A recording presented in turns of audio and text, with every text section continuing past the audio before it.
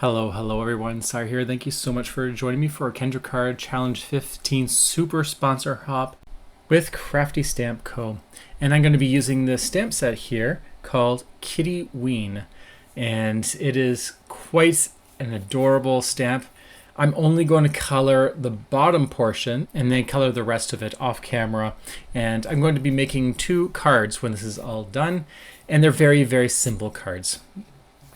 So I'm going to start off by coloring the pumpkins, and I worked with the dark color first, moving along those indentations of the pumpkin and then working my way down with the lighter colors into the center.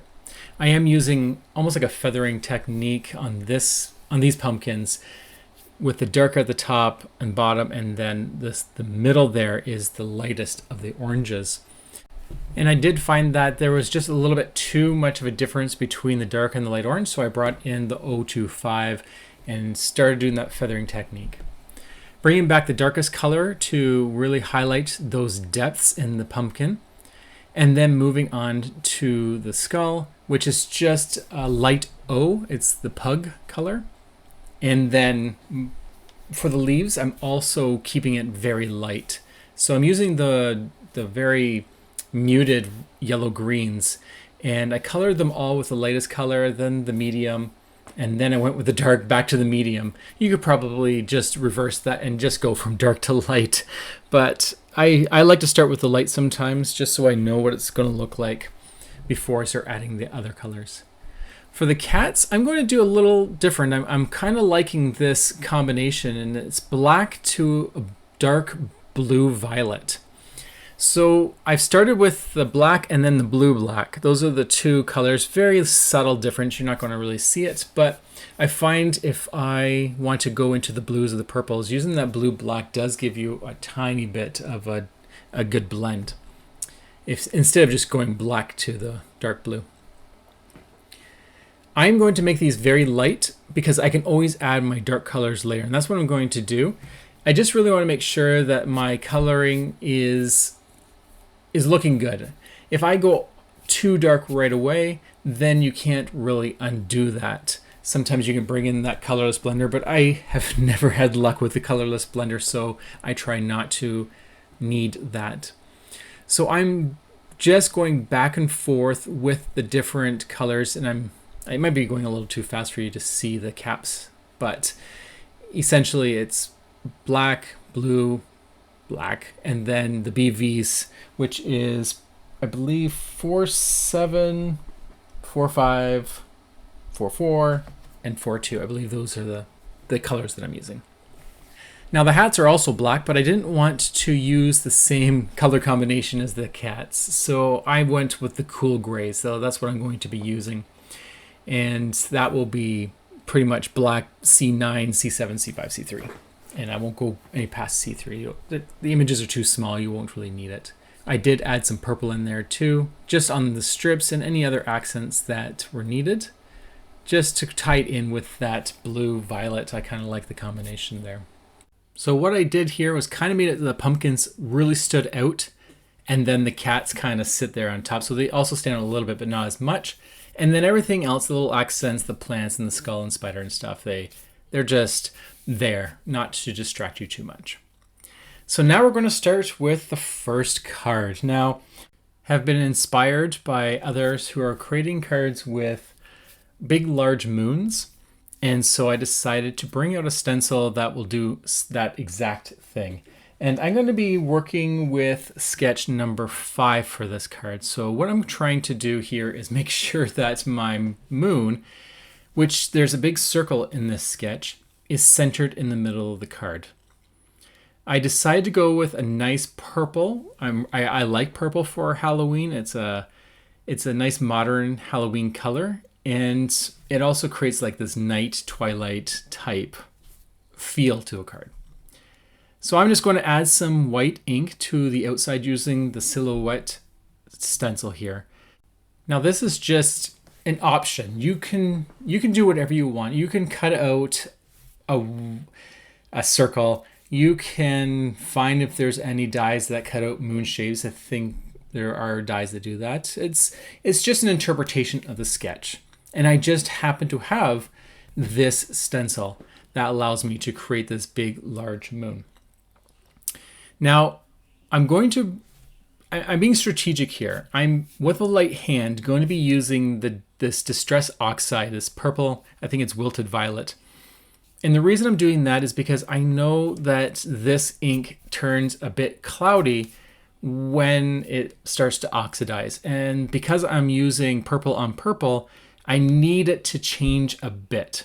I've already added white to the outside. And so by adding purple, I'm going to get that purple oxidized color. And you can see it there, how it really kind of pops off because of that. And there you go. So if I just did regular purple ink, then it would be tone on tone and you wouldn't really see it. It'd be like just wet marks.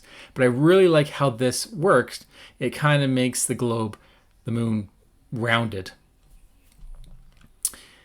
Now, really, this is not going to make any sense, this scene, because it's going to look like my image is just floating in space. But I just really like how it looked, so I'm going to go with it. It doesn't need to make sense. It's just an artistic interpretation of sketch number 5. And I just really like this Halloween cats and pumpkins and big moon. It's such a great idea, and I love it. I did trim this card down to be 4 by 5 1/4 so that I have a nice white border around the image. I'm not going to trim down the sketch at all, so the pieces are still going to be the same, except for one of the banners. One of the banners, I decided to use scrap paper instead of cutting a new one, the orange piece. It's supposed to be a little bit thicker, but I just wanted to use up some scrap pieces, and I'm totally fine with a smaller banner. And in this sketch, I'm going to actually tuck it underneath of my strip because I'm going to have my image covering it. And if I put those banners on top of the green like the sketch, they're going to get hidden. So I'll just glue that down now that I know it's nice and positioned, and leave a little bit of a border around those banners. And now I'm going to glue down this green piece. I decided to use these colors because I wanted it to look like grass or a meadow or something that these pumpkins are sitting on. And I just really love the simplicity of this pattern.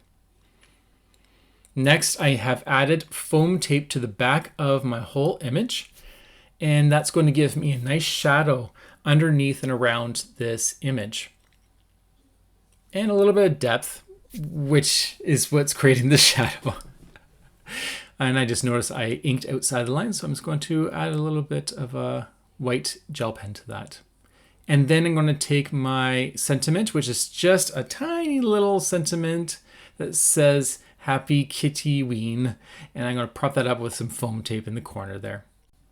Then the last thing I'm going to do is I'm going to bring in just an alcohol marker. This looks like a warm 3. I just grabbed the first one I found that wasn't too dark, and I'm going to add a shadow underneath the pumpkins, just a little bit more so when you're holding it, you see that depth.